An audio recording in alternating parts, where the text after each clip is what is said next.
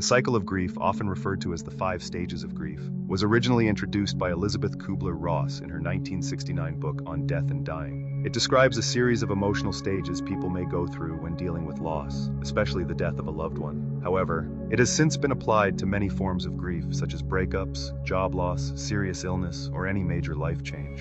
Here's a detailed breakdown of each stage, along with some important nuances. Let's get into it. Stage 1, denial. This can't be happening. Definition: denial is a defense mechanism that helps numb shock and minimize the overwhelming pain of loss. What it looks like is as follows: disbelief or confusion. There must be a mistake. Emotional numbness or detachment. Avoiding reality, not accepting the facts.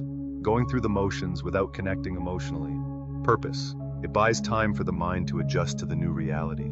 It's a temporary response that helps us survive the initial wave of pain. Stage 2, anger. Why is this happening? Who's to blame? Definition: as the masking effects of denial fade, reality and its pain re-emerge. We redirect this pain as anger.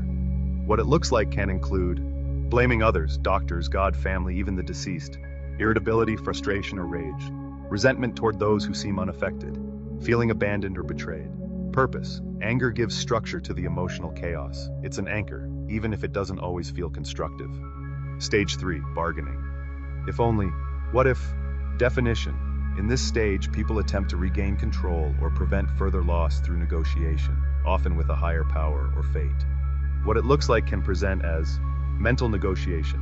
If I do this, maybe this won't happen again. Guilt over past actions or inactions. Obsessing over what could have been done differently. Spiritual bargaining or making promises to God. Purpose: it's a way to cope with helplessness and to try to postpone the inevitable pain. Stage 4, depression. What's the point?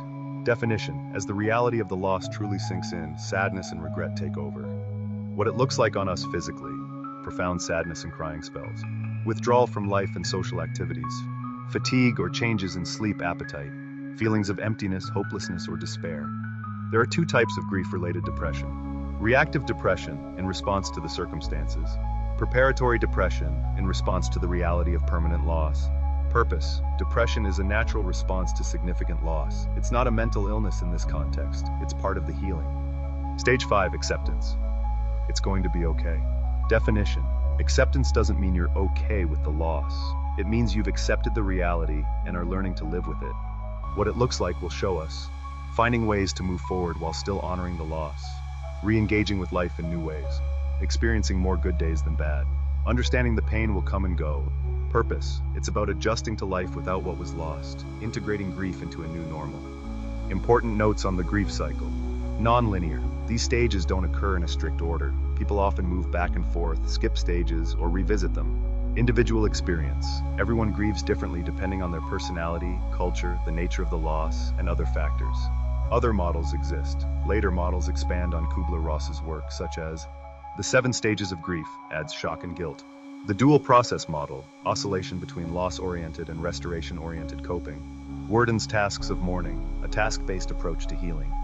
The simple fact is, grief will affect us all at some point in our lives, and while the pain of what we are experiencing and going through, at the time, can seem insurmountable, we can at least understand the different stages, how they affect us, and what to expect.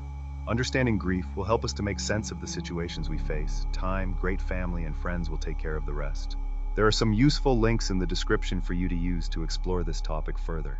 Please pass this on to anyone you know that is currently struggling with grief. Spread the word, and we'll see you next time.